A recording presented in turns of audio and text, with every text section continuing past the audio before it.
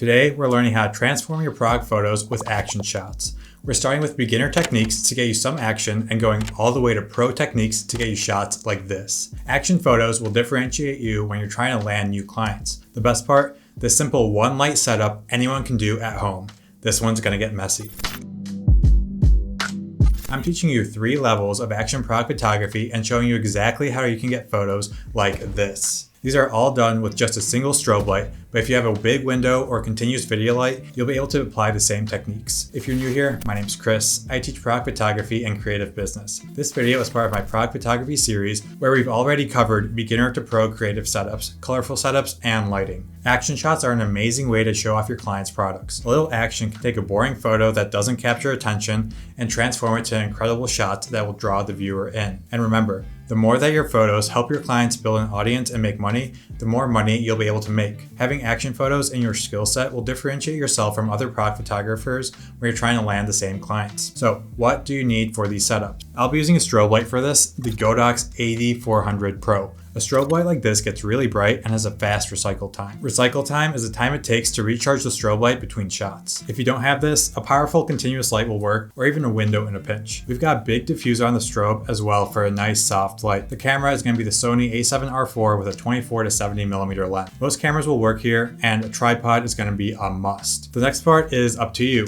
You can style your scene to your liking, either with colored paper backdrops or more creative setups. I already taught you guys how to do this in depth in my other product photography videos, so I'm not going to go into the basics here. Finally, the star of the show, your product. Today we're going to be using Big Star canned cocktails. The guys at Big Star were generous enough to spare some cocktails for the shoot. So we've got their margarita, their Paloma, and then we got the spicy margarita right here. If you're watching from Chicago, you already know what this brand is about. By the way, if you want to learn how I land clients like this, I have a free checklist you can download below that will jumpstart your photography business in 30 days. If that sounds interesting at all to you, you can go and grab that free download. Beverage product photography is some of the messiest and hardest to do. If you don't have a drink like this, you can use these concepts for all sorts of action photography. I've used action with peanuts and powders and even with kale. Again, we're learning principles in this video. So enough talk, let's start with our first setup.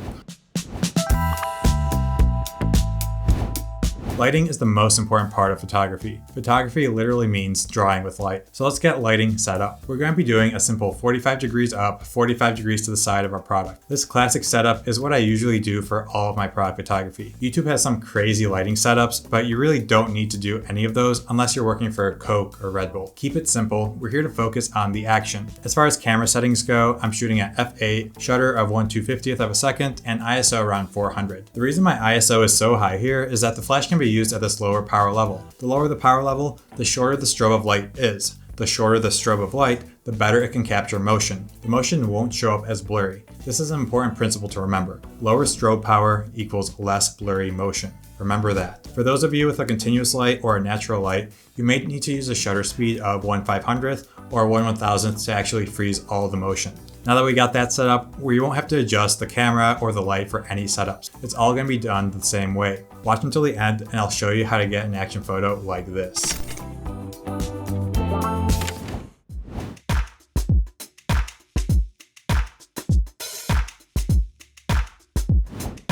All right, so we got everything set up now. We're starting off with this Paloma drink. So this is a nice orange can. We're gonna match the backdrop here to the can, and hopefully that's gonna turn out great. So for this shot, we're just going to be cracking open the can and letting some of the liquid spill out. So this is a very simple action shot, but it's a great one to start with just to get all the principles that we need locked in and to kind of have a great idea of what we're going to be doing in the future. So we've got our camera set on the tripod here. Like I mentioned earlier, we're shooting at f8, 1/250th of a second, and ISO of 400. Now our strobe is set up here and it has a power of 1/16th. And finally for autofocus, we have it set to continuous and we have the whole area. So we have it set to wide. And now the last thing, shooting speed, we have that set to high. So when we fire the camera, we just get continuous strobes, beautiful exposure, and this will ensure that we get plenty of shots of the action to make sure that we get the best one as the final photo in Lightroom. So we're gonna be doing a lot of culling at the end, and to get the best shot, we need to take a lot of photos, unfortunately. So lots of culling here, but it's gonna be worth it. So let's get shooting.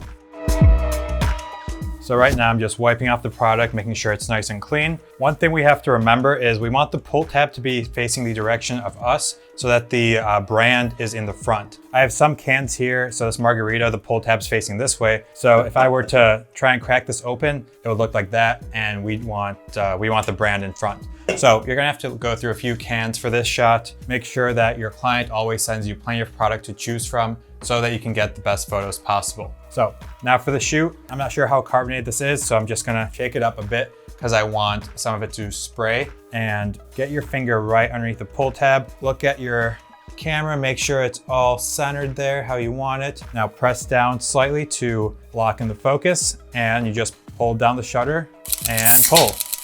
So, and a lot of stuff happened right there. Hopefully we got some spraying shots. That'd be awesome. But now we can also shake this up a bit and get some of this liquid to spill over. So again, we're going to hold down our shutter, shake this can up and get some spillage over the side. So let's see how it turns out.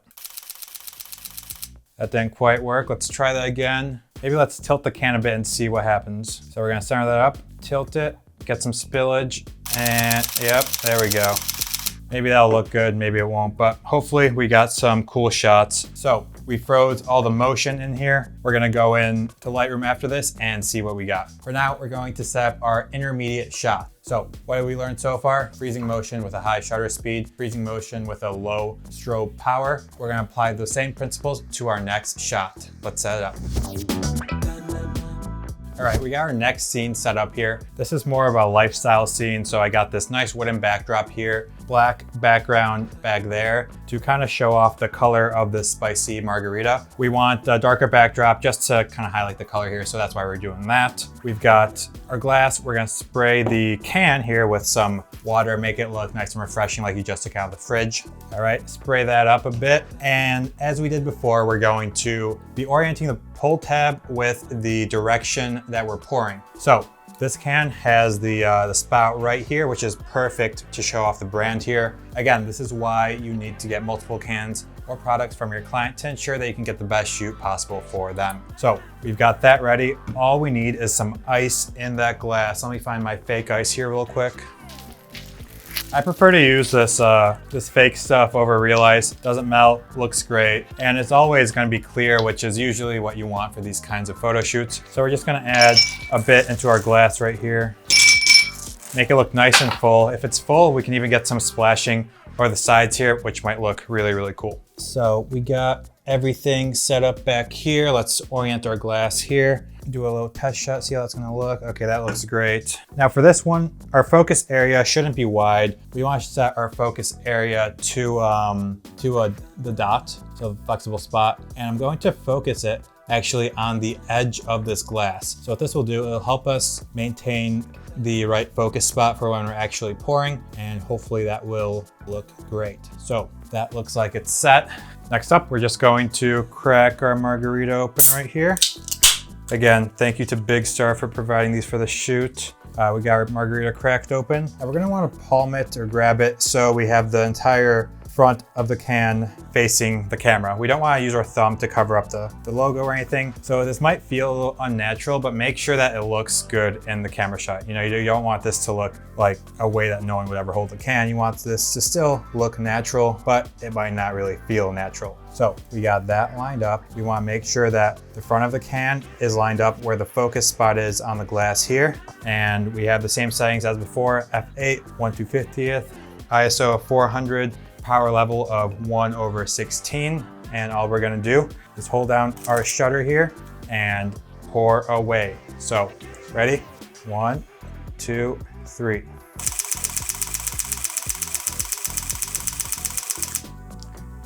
All right, I think we got some pretty cool action there. You can see we got some spillage here. We're gonna have to review these photos and make sure we actually got something good. All right, sweet. All right, so we got beginner done, intermediate done. Now it's time for pro. Now, I might be going through these beginner and intermediate ones pretty quickly here, but the pro one is where we're really diving in and applying everything we learned. So without further ado, let's get our pro setup going and start these photos. All right, this is why you're here. You want to see the pro setup, all the splashing, all the action, all the goodness. So this one's gonna take a bit more effort. The first thing we wanna do is get our product set up right in the center here. So we're doing this Big Star Margarita. Got it right here in the center. I'm shooting this at 50 millimeters. I love using that focal length for product photography. It's up to you what you want to use, but I always recommend 50. So next, we want to actually focus in on our product and then switch this over to manual focus. Now we're using manual focus because we want to make sure that when everything's splashing around, that the focus doesn't accidentally switch into liquid in the front or in the back. We want our can to be in focus. So I just took a sample shot to make sure our exposure is right here. It's actually a bit overexposed, so I'm gonna turn down the ISO, take another shot, and I think that looks fantastic. So we wanna make sure that the can's in focus. We want to make sure that the label is completely centered and that there's no weird shadows going on in the background. So next up, we have to protect our camera. So I got a Ziploc bag here. All right, so this stuff, we're gonna get really messy here, so protecting our equipment is important. Now, yes, this is a water resistant, waterproof camera, whatever. I still like to put a bag over it just in case. So we're just gonna cut a small hole here for our lens. Open up the bag, make sure we don't smudge our lens accidentally, okay? Try and get this over the remote trigger, all the important areas, because this is gonna get messy. All right, let's take a sample photo, see if we're still good on every front. All right, still looking good, still looking good. Now, for this kind of photography, I always like to use the product itself as a liquid. Some people use water. I think using the product is more authentic, makes for a cooler looking photo. So we got a lot of these margaritas. So let's crack one open. Oh yeah, it's recording this at 10 a.m. so a little early for margaritas, but that's all right. Let's recap quickly what we're doing. We've got our camera set to a high shutter speed, 1/250th of a second. Our strobe light is set to a low power level. That ensures that all the photos that we take are crisp. There's not gonna be any motion blur in these. We wanna capture all the water droplets frozen in the air. Next, we set our aperture to f8. We have an ISO of 400. And we have manual focus right on the can to ensure that our focus stays on the can while there's liquid splashing around everywhere. Our camera is protected with this Ziploc bag. Not the fanciest of setups, but it works. Paper towels. You need paper towels for this kind of thing. You're gonna get liquid everywhere, so be ready to clean it up quickly. Now, I'm using a paper backdrop, which can be a little tricky. If you've never done this stuff before, don't use paper because you're gonna go through a lot of it. I recommend just using some surface so you can quickly wipe it up and do reshoots. But for me, I'm pretty confident that we can get some cool looking shots the first time around. So let's see what we can do. Now, as far as pouring technique goes, that's pretty important. So I usually like to pour right on the top of here so that we get some cool looking splashes all around the can. I've tried pouring just down the front, but that doesn't look as great. This kind of gets ruined. In the back, also not as cool. I think pouring directly on top of it gets you the best looking shots. So we're gonna try pouring. I'm actually gonna get a measuring cup for this. I'll be right back. All right, we got our measuring cup. We're gonna pour this margarita into here. All right, that's a pretty nice color. I like that. And this will just make it so you can pour a lot more margarita in a shorter time frame. So we got this great spout on here. You might want to do some practice pours over the sink before you do this, but my goal here is just to get as much liquid as possible on top of this and get some really, really cool splashing going on. All right, let's try it. 3, 2, 1. All right, so we got some awesome photos here. We got a huge mess, but we got the shot that we wanted, which is fantastic. We're gonna go ahead and edit that in Lightroom in just a bit here. I'm gonna clean this up. You guys don't really care about watching this, so I'll see you in a second. So the edits are gonna be fast.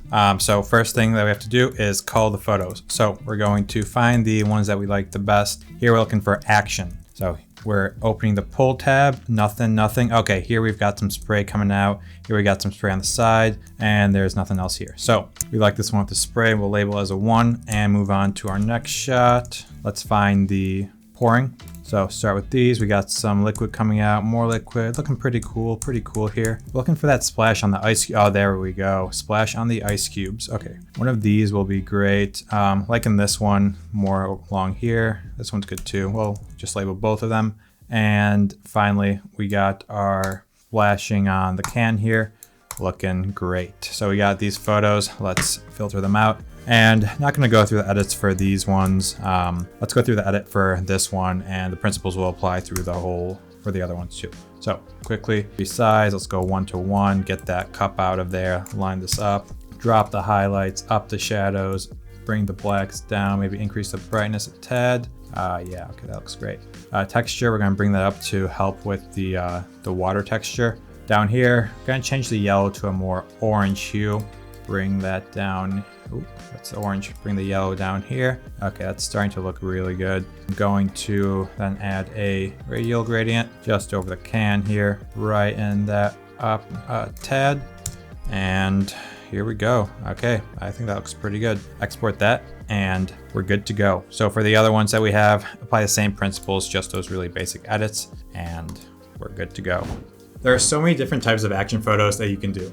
You've learned the principles here, and now you can build upon these with your own creativity. You can even combine my previous videos on product photography into the mix here and do really cool, colorful background setups or even creative setups with lots of props. There's a video on color product photography right here that I think you'll love, and I will see you in the next one.